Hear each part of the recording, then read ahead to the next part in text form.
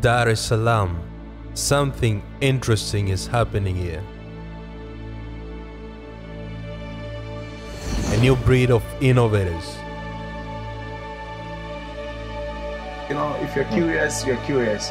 And I was like, I want to know a lot of things, right? Yeah. So I was trying a couple of things. Yeah. When I was in Form 5, I make a drone, right? How did you find yourself in technology world? It was through my mother. Yes, I was, I think, 10 or 11. I was at Bunge Primary School, and one day my mother just said, like, yeah, we are going to this place, and after this place you're going to school. I said, okay, sure. I didn't know where we were going to, and then we went to a computer class. They opened an email address for me, and then from there I got very interested in computers. Like, I did not look back since that day to this day. Visionaries and change makers. Was it easy? No, the experience is not easy at all. From starting out with no users and of course not a lot of trust in the society to now serving over 40,000 people, receiving and resolving 700 inquiries in a month is not a small thing. Meaning in the business, we lost everything. Convincing people about the future you don't see. The young, bold, and digital.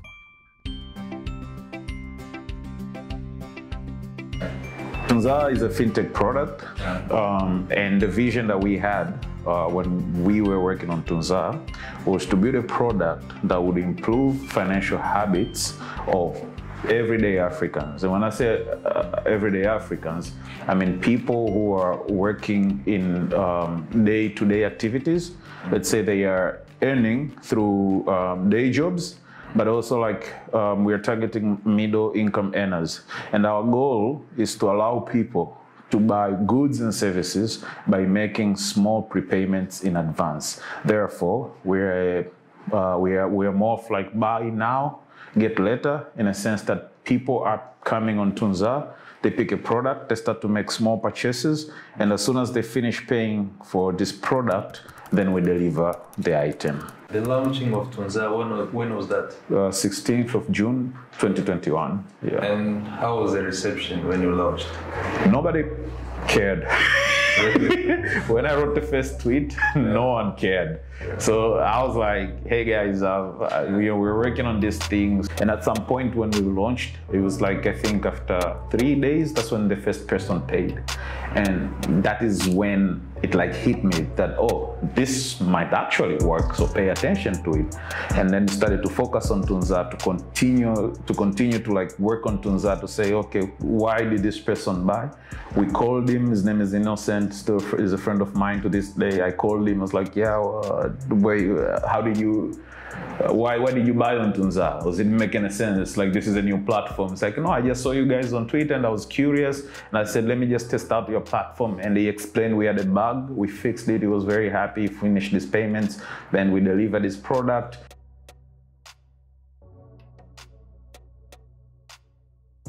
First of all, I've built several digital products. And they never really, how do I say, it never really worked as compared to the success that Tunzaa has gotten so far. And the way that I built these products was basically just me and some guys.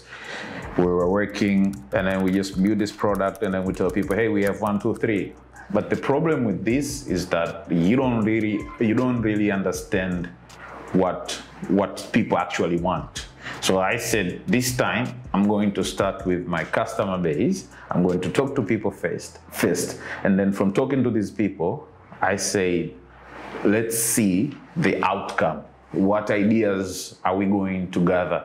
And throughout our journey, if you see like from Twitter, from how we announced, is through engaging our users, engaging people, potential buyers, and basically have conversations with them. And then through these conversations, simply build a product.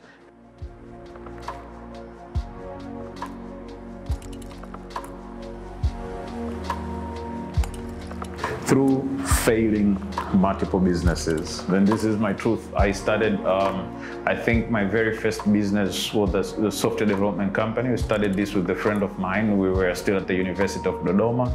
And so we simply said, let's build websites for other people. So we started with that. It didn't really work out. And then I had an A4, if you fold an A4 paper, sort of like a leaflet, I don't know, but it was like inside the college, we would write stories about like whatever that was happening inside college, and then we would have people with businesses advertise in our paper, and this paper was freely given.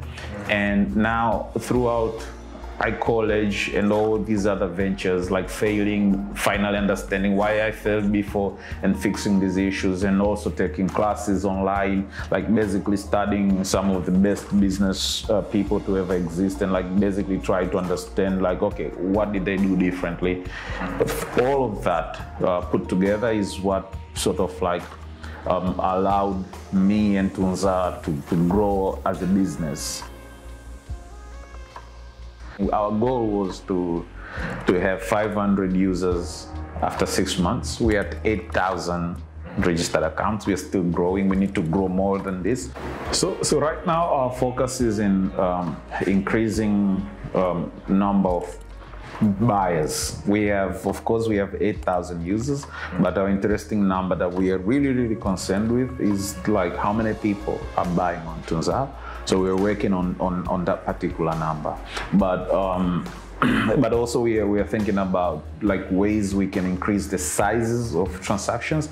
So on average right now we have people are paying 20,000 per transaction per month. So that's on average, but we are trying to like grow this number to like something much more exciting for us as well. I bootstrapped Tunzaa. Since we started, I was bootstrapping. I was basically paying it for my salary. So sometimes I couldn't afford to like cover some cost. So you have to like figure a way out. We started to approach people. We have some people who are very interested in Tunzaa. So we are finalizing some, few details, and then maybe I'll be able to share more information on that. I see. So, as I mentioned, I failed so many products. So my advice is always to founders, build and sell, because any investor is interested in making money. So if you're selling, they will come. So if you cannot convince your customers or your users to like join your platform, not all platforms require people to buy, to even have people like creating engagement on your platform. If you cannot achieve that, you can't convince an investor. So I always say build, sell, repeat. The moment you cover this, that you built a product and then you sold this product, any investor will be interested in that, because what they care about is making money. I have been in a room with startups from Nigeria, startups from South Africa. These people are aggressive, and we need to own that aggressiveness as well. We need to believe in our solutions and go for it. We need to take more risks with our solutions. And I think if you believe in your solution, if you're the first person who believes in your solution, it's easy for an investor to believe in your solution and buy it. But if you don't believe in it, if you don't go for it, if you're not willing to take that risk, nobody else is going to be willing to take the risk to invest in it.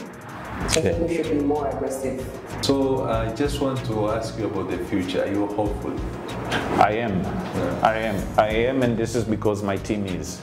As a person, as a founder, sometimes you are clouded by so many things, so much information. You have to be like a sponge. You have to take in so much information. Yeah. But the fact that my team believes in it, the fact that they continue to work on Tunzaa, the fact that they continue to build this product makes me believe that there's hope, and that's very important for us. Yeah.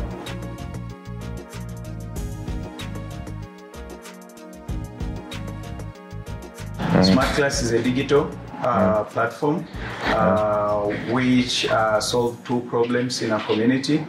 And the first problem is that some of students, they want to ace their exams, they want to pass their exams, but they don't get that quality of education from their schools. And this is affected by various factors.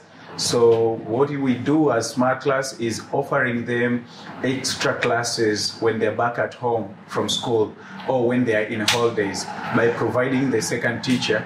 And this second teacher will give them extra classes either by visiting their home places, or they can do it online if the parent has facilities to facilitate her kids or his kids to study online through Smartclass teachers. And the second problem we are solving in our community is most of teachers, they don't get instant job from the government, so they are waiting for some times. So what Smartclass definitely we do is we are offering them an opportunity to be part-time employed through Smartclass, so they can move around and house to house teaching these kids, and at the same time they earn a certain amount of money. When a parent pay for tuition fee, extra classes fee, Smartclass we just get a small portion of it, which is 15%, and 85% is going direct to a teacher. The idea came back in 2018.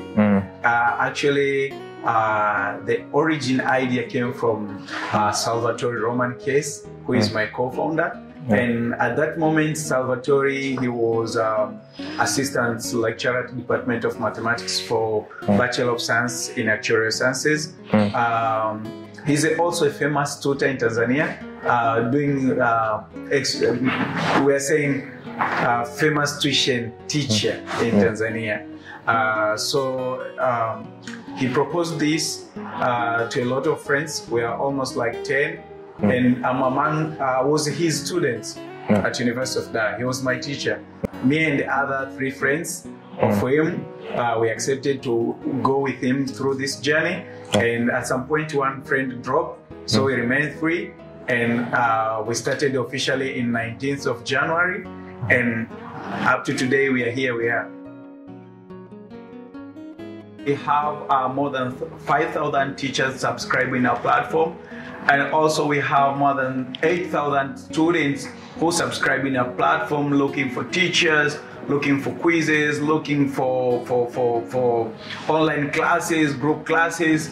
Yeah, we have that number. And when we moved to Kenya, we attracted more than 6,000, both teachers and students up to date. Our journey in financing, first of all, it has 3 stages up to now. First of all, as founders, co-founders, the 3 of us, we put in money so that to show our dedication, we put in our money. The second step, we look for grants. Sometimes people criticize grants. These money are there to help you grow. If you take that grant and use it wisely, automatically you will grow. So as we get grants, we get grants from Tony Lomelo Foundation back in 2019. And then we get funds from Commonwealth. We get some funds. We get funds also from City Stars. City Stars, they really give us funds, right? We get some funds from City Stars, and it really helped us. So we really want to appreciate University of Dar es Salaam. They really do their job through University of Dar es Salaam Innovation and Entrepreneurship Center. Here we have our offices, free office. That is fun, right? And also we really want to appreciate Vodacom Accelerator Program. We are the winners of Vodacom Accelerator Program 2020. A lot of knowledge invested there. We meet people, we meet opportunity. And this has been our journey about funding. And maybe if there is other, I'm glad also to say that we have some news, big news coming about funding from our side. People maybe they have to wait for that. As founders, right? Like we want to, maybe 20 years to come, when we look back where we started, at least we see we have helped either millions of students in Africa. We have touched their life. They are learning in a comfortability way. They are not struggling to get to access to quality education, right? Yeah. That is what we look as an achievement to us. Makes something people want. Yeah. If you build that, automatically you will cross borders. Those people who have already go in front, right? I mean, like, they have already attracted investment, right? They have already get funded, like either in technology or in any other area or any other sector. They have to provide a quality work. This quality work will put ourselves into a map where other investors or the existing investor from their startups, they will just want, because they have built a trust, right? They're providing everything in a quality way. So other people, I mean other investors, either from their project, they will invest to other startups, or they will welcome other investors to come and try to invest, to look to startups which are investable in Tanzania. So we really need to face good examples for those who have already got funded. They really need to do that. Founders, like, after getting investment, they want to hide, right? Like, they don't want, like, to announce, like, hey, we have got a fund from this investor, and what they are going to do with that fund. You see, mostly they try to hide. But when they try to hide, they hide the picture or the image of startup. They hide the image of all these young peoples. We are working so hard day to day, at least to get funds so we can excel our projects. So when they hide, automatically it hinders us to be covered in big magazine where investors, they usually read.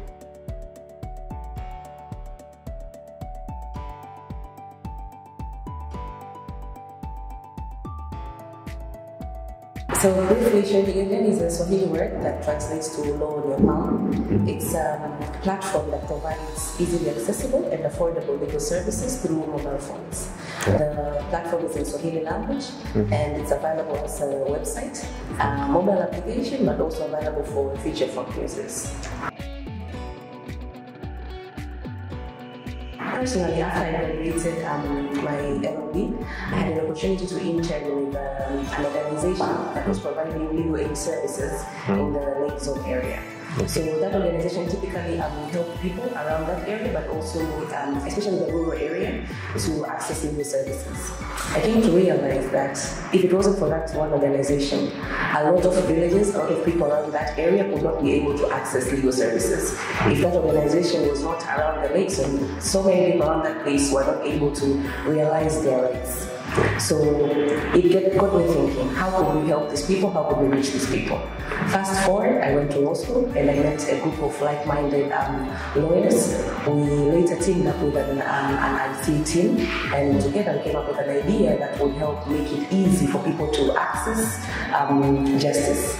We agreed on coming up with Sheria Kiganjani in June 2018, and the product was launched in September 2018.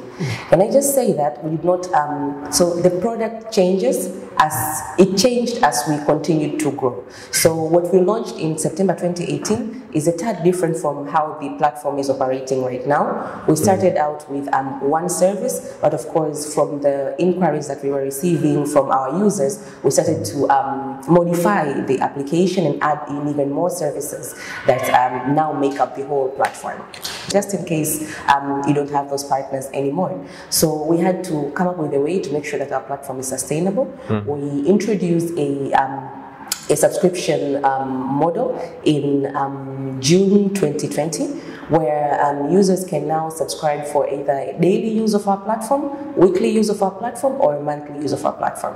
A traditional model of providing legal services. Normally, people were used to going to a lawyer's office, knocking, telling them their problem, and getting the service. We were offering this service at the comfort of their homes, within their mobile phones. The first instance, of course, is trust. It was difficult for someone to trust a lawyer who they cannot physically see and just hear them. But as the more we continue to provide the services, the more we continue to sensitize the people that we were serving and enable them to understand the type of service we're providing, how we're providing it, we gain trust in the society. Currently, we are serving over 40,000 Tanzanians. 19,000 of those 40,000 are women. We're also receiving and resolving 700 legal inquiries per month. And immediately after launching, we decided to partner up with the Tanzania Law Society, the Bar Association of Tanzania. What we've done is we've allowed lawyers to be able to list themselves within the platform. So one of the services we provide is to link a user to a lawyer who's closest to them. Research showed that not a lot of people know where a lawyer's office is. If you don't have a lawyer friend or you don't have a lawyer relative, most people don't know where law firms are or where you can get anywhere. It's been a very beautiful journey. We're very grateful. The very first award that we actually won was the FSDT and Masterclass Innovation Express Dar es Salaam, which was held in 2018. It was actually held a couple of weeks before we decided to launch the product. And we won that. But we went on ahead and won different other competitions. In 2019, we were the first East Africans to win the Africa Legal Awards for Best Use of Technology category. But we also won, we came third in the Innovating Justice Challenge that was held in 2020, which was conducted by the Hague Institute of Innovation in Law, and that was in The Hague. So that's just some of the awards and competitions that we've been able to win throughout the time that we've been providing our services. Being startups, I said one of the challenges that we faced was funding.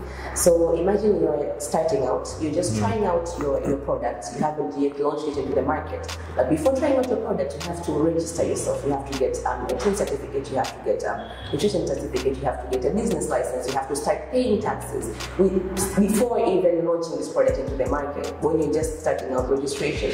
So if there was a way that these requirements, these compliances could be minimized, or if we could have, let's say, a leeway to explore if our products or solutions are viable before we have to comply with these things. One, it would save us the money that most of us don't have when we're starting out, but also to motivate and encourage other innovators to start out. Because again, when you ask most of the people that why are you not bringing products to the market or not launching it, someone will say, I don't have money to go and register, or I don't have a physical address to use while registering my company. Well, we have a solution that would change or different businesses or would make different things easier, but they're hindered because of these regulations. So if we had regulations that made the environment even more easy for us to penetrate, as young Tanzanians who are starting out, I think that would be very helpful for us. You need a lot of licenses to just operate simple stuff,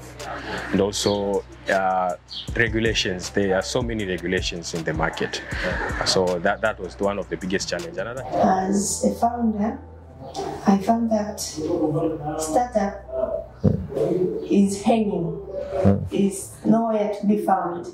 Policies in establishing these companies, they tell us we are corporate already, but startup, they need policies which will govern them to work even 3 to 4 years free.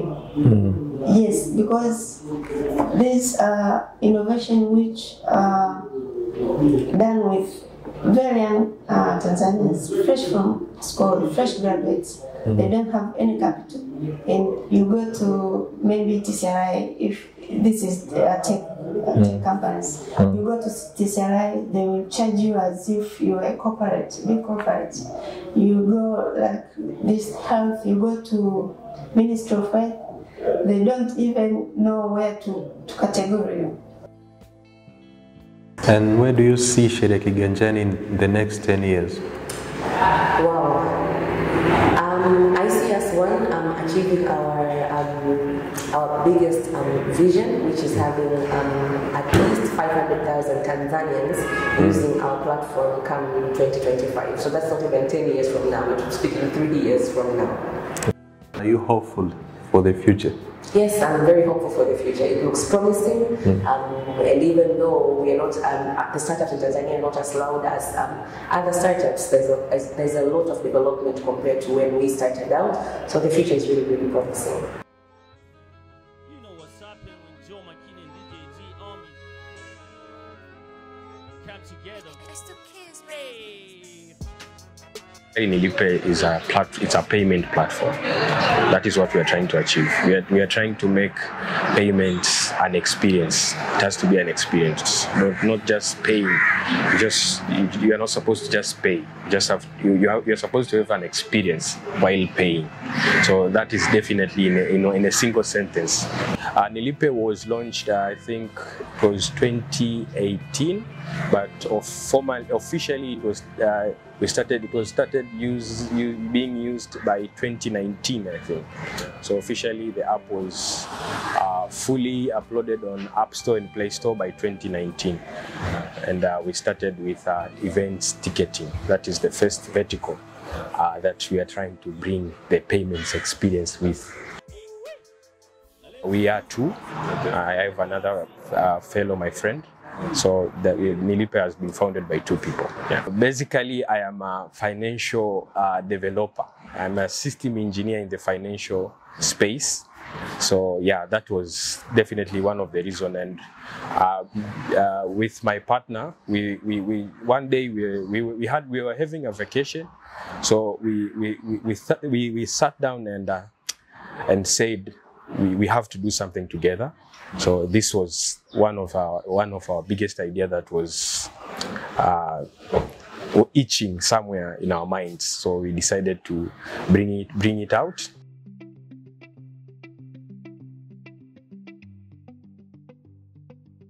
We are fully engaged in the development because we are all engineer. I'm a front-end engineer. He is a back-end engineer. As you can see, I led the front-end engineering part. He led the back-end engineering part.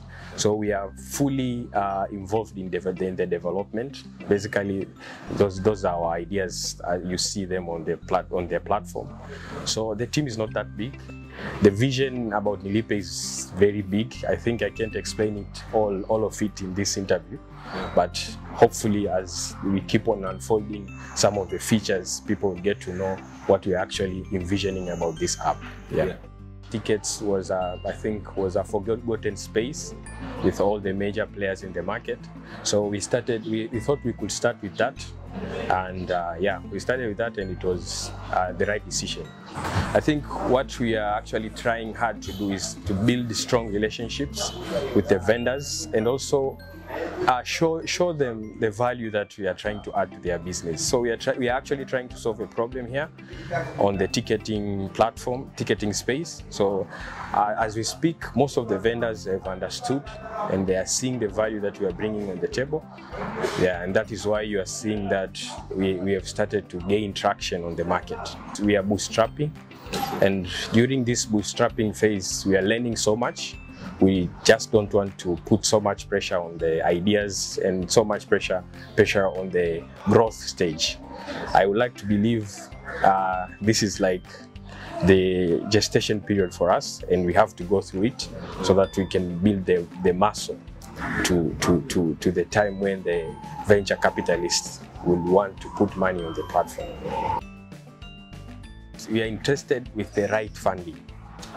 Yeah. So we need the right funding. We need the right partner in the funding sector.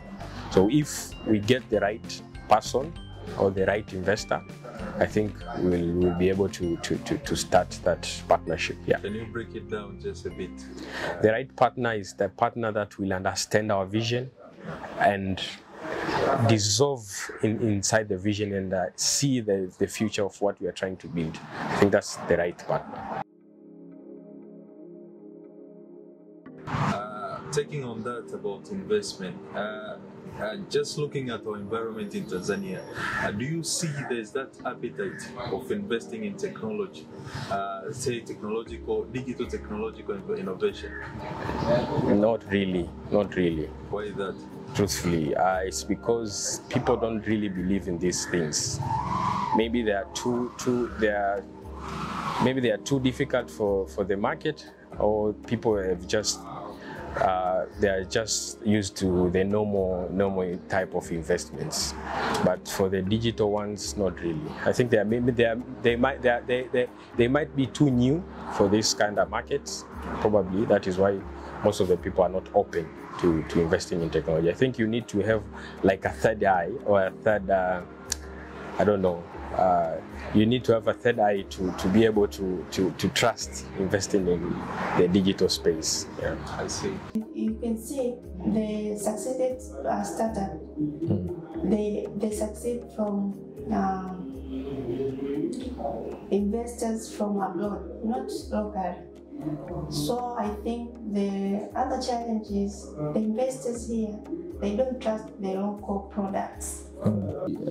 You say local investors do not trust these startups. So what do you think is the real reason behind that? I think they don't know locally. They don't understand this startup things. As I said before, the startup in Tanzania is hanging. Yeah. It's different from Kenya. Kenya, they are going viral. They are penetrating even Europe market. Yeah. They cross all of the Africa. But here, investors, I think they themselves, they don't understand these startup things, what does this mean. So it's our job to go and sit with them and tell them what is this meaning. It's a business like other business. If you put money to certain products, even the startup is a product like any other product. You may invest on it. But also, I think we need to have people internally, other Tanzanians, to invest in technology. And this is, technology is, if you look at the top 10 of the richest people in the world, most of them are in technology. So to Tanzanian investors, to local investors, this is a money-making industry.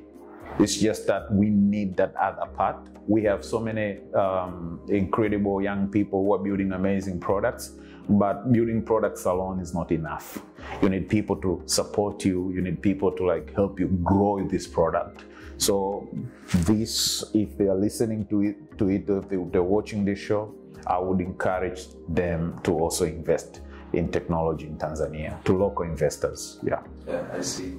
Probably we'll be covering the whole country, and will be a daily used app. So from being a weekend used app to a daily used app, and covering the whole country. I'm Shuma, and this one is my masterclass. So say you are waking up in the morning, you just want to order food. Probably you'll probably think of using Nilipe. You want to order a ride, you probably want to think about Nilipe. So anything that is transaction and has an experience, you will put it on the platform. Are you hopeful for Nilipe? Very, very, very, very, very hopeful.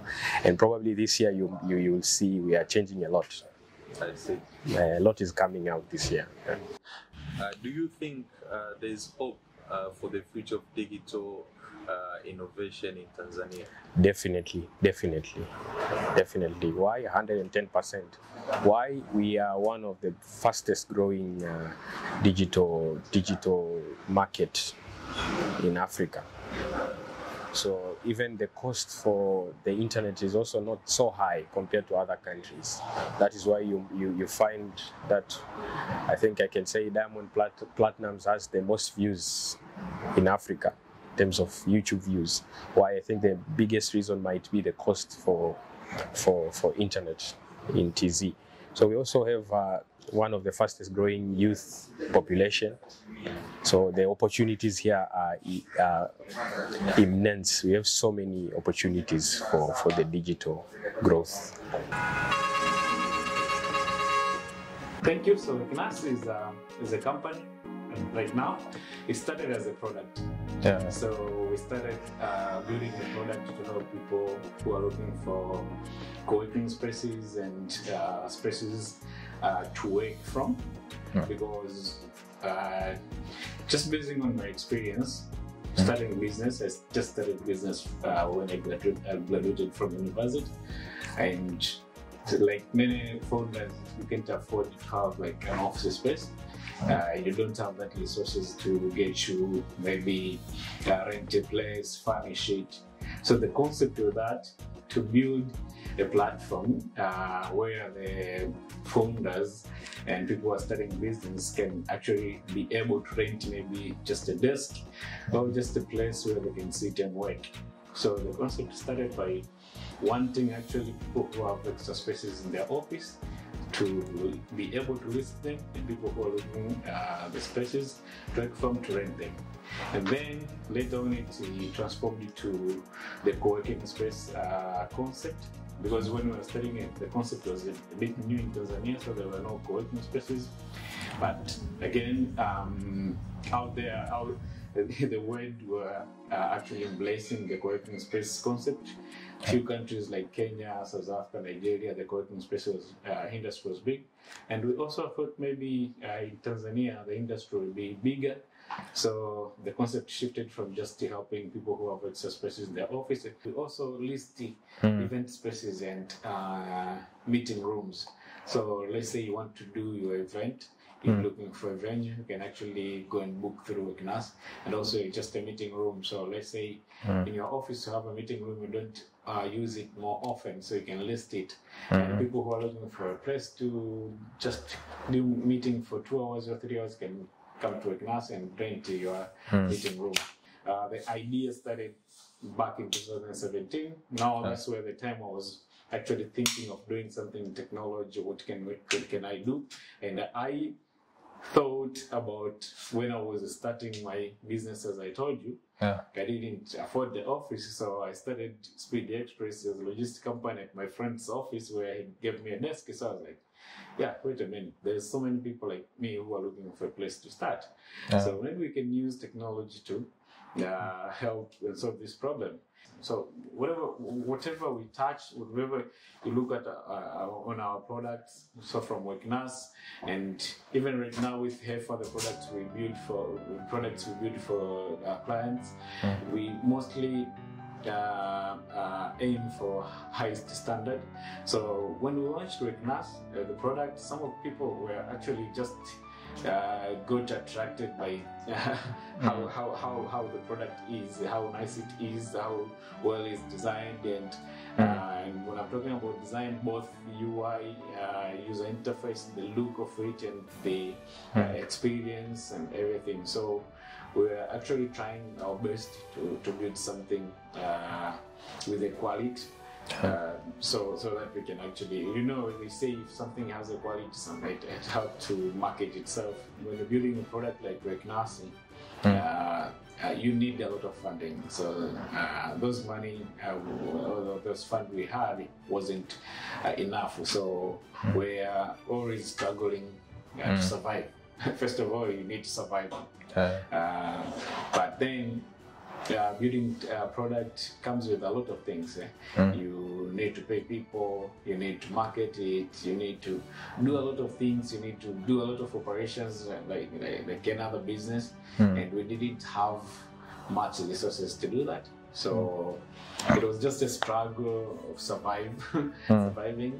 So the biggest challenge of that, but also it was a bit of a new concept in Tanzania, especially in sharing office, because as I said, when we started, the idea was actually to help people who have extra spaces in their office to share before the co-working spaces idea.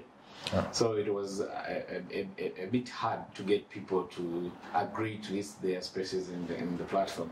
But even the co-working space itself, it is kind of a new industry in Tanzania. So getting spaces in Tanzania was more harder than even getting spaces from Nigeria. The resources which you need to get, to build the best product, or the resources which you need to get to maybe market the product are not there. And because they're not there, you might be always being around without having attraction. If you don't have attraction, it means you can't get funding. So for me right now, what we decided, because as a company, as I say, Worknasi now is beyond just a product, it's a company. So we decided to figure out, first of all, how we can make ourselves be able to survive without any funding, without even grants, without even funding, while building slowly and getting traction for our products. So we decided to find out the means of raising money. This is from clients, and we took advantage of our brand. Worknasi was known. People loved our product, though they are not using it. People loved the way it looks, the professionalism in it, how well it is designed, and they wanted to work with us. So like, why not? Maybe we can start an agency where we can actually be making money from clients, and while now using the same money to develop our products slowly until when we can get that traction which is needed. Building a product is something else, marketing a product is something else, but also raising money is something else. You need some skills to raise money. And so you might have a good product, you might have a great team, you might have attraction, but you don't have the right skills for you to be able to raise fund. So now you have to again do the work as a folder to learn how you can raise money. But until then, currently what we do, we self-fund it ourselves. So we raise funds. Of course, it is actually the way of raising funds, but in different ways. We don't raise from investors. We raise from customers and clients. And you say you started an agency. What is its name? And what are you doing? The service that you offer in that agency? All right. So currently we're learning digital agents called HEFA. So at HEFA, we build digital products and softwares for different companies, and we also do some creative works, especially on user interface and user experience.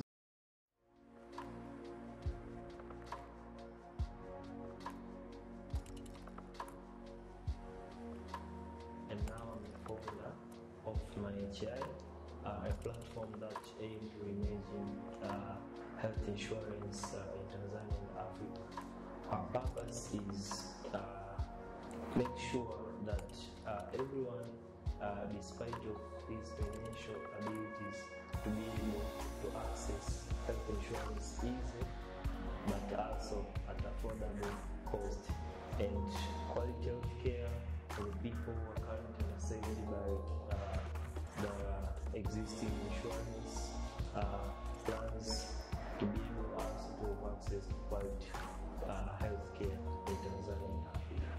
From the start, when I went to college, was that after finishing college, I would go and be self-employed. Like I like entrepreneurship concept. So I looked on the insurance sector, which is also financial sector, and realized that there was a huge gap. And according to the FSCT report at that time, I think it was 2018 report, they mentioned that only 4.3 million Tanzanians have insurances, and that at least one insurance product. So I realized that the insurance sector was hugely unsaved, or maybe we can say unsaved by country insurance products, and I looked on a normal person perspective that the normal Tanzanians, most of them are living under poverty, and their spending abilities are very low. And current insurance products which existed at that time, the most affordable one was about 200 USD. So I said that I'm going to start entrepreneurship, which I always wanted, but I want also to do something for the people surrounding me. That's also challenging because I hear from so many people that they're saying you don't need money to start, you don't need capital to start a business, but that's totally wrong, because up to now I think we spend a lot of cash before even our product has not yet into the market. From the start, during my days back in the college in 2015, I was flipping iPhones before I realized that mobile phone business or flipping of covers and laptops won't give me inner satisfaction, which was not only about the money but about my society. So I had a small amount of cash, you see, but also through my other sources, family support, I liquidated so many assets on the journey, and my team also contributed a lot, because lucky enough, apart like me, I'm 100% full entrepreneur, but my team, they are working somewhere, so at least they in, and together when we meet, we are having something which we could start. So that's how we managed to have finances, and then but it's tough. Yes, we won Vodacom Accelerator competition. It was in 2020, and everything is going well. We've already partnered with Vodacom Tanzania and also Smartclass, and I think not few months from now, our product will be out in face. A lot of surprises going into the market. Our product is being refined, and it's more better than ever. My name is Mansura Tibora. Co-founder of Niinsima eDispensary. By profession, I'm a medical doctor. And Niinsima eDispensary is the platform that connects or bring together healthcare seekers with medical professions to offer primary healthcare through mobile or by station. With us, a client will find out through by messaging or via call or by web application where they will chat with a medical personnel. In my side, I grew up seeing my mother, who is a retired nurse attendant, helping people at our home, even in late hours at night. They came, knock our door, but she never kicked out anyone, even after retirement. So as I grow up and pursue my medical degree, this thing come out in a different angle. As my friends and other relatives were calling me while I was studying, and asking so many things about their health. Okay, the product was launched 2018. And how was the reception? Was kind of slowly, Yeah. but the milestone were going. They were growing as days passed. In average, we serve 9 to 10 people per day, which make up to 300 in a month and more.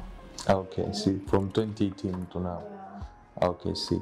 That's great. We are trying to improve this number to 50 clients per day. As Niinsima eDispensary, we have a long time.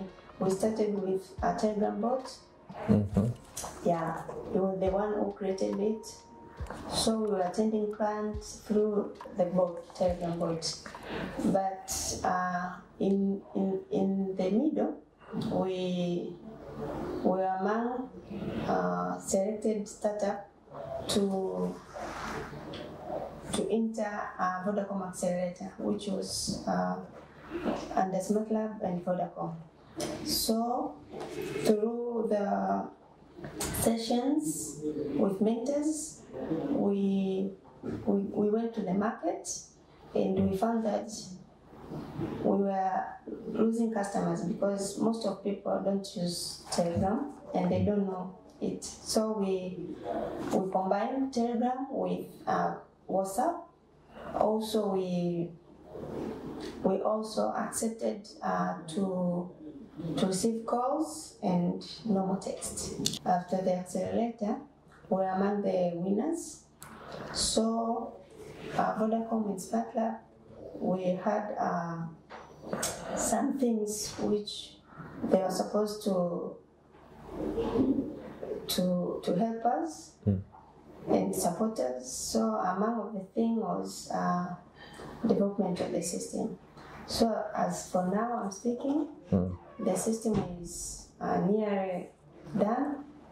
So we will have a web app, yeah, and USSD, as well as call routing. Because on receiving the calls, we realized that the number is keeping busy. So the vision is to grow and expand to almost all big cities before going to the whole country. As well, in 3-5 years to come, we want to expand our market in East African countries.